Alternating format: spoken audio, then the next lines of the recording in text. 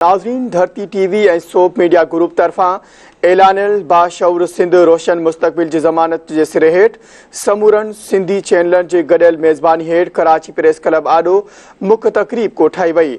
मुख्य तकावती तक़रीब में चस्कम चेयरमैन सनान कुरैशी, सोशल एक्टिविस्ट मुश्ताक सरकी, रागिन सहाफ़िन तोड़े कलम धड़िन वॾे अंग में शिरकत कई। तफ़सील शब्बीर लाशारी जी हिन रिपोर्ट में।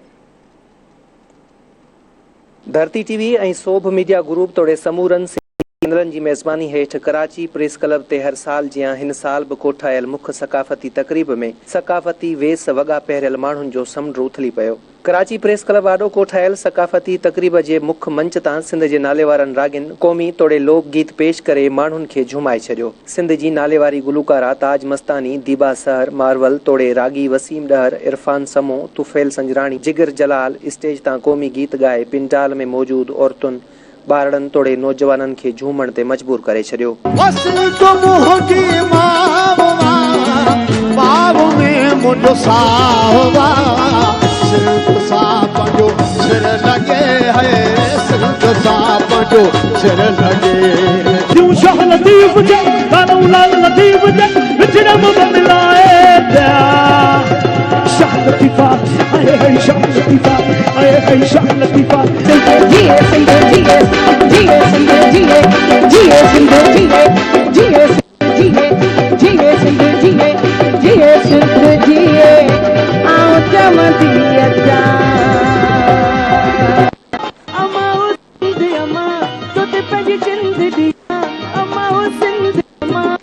धरतीअ में मुझी ममता, हिन धरतीअ में मुझो साहो, हिया सिंध जी जेका धरती आ, में मुझो साहो, हिया सिंध जी जेका धरती आ, हिन धरतीअ सां मुझी जाओ।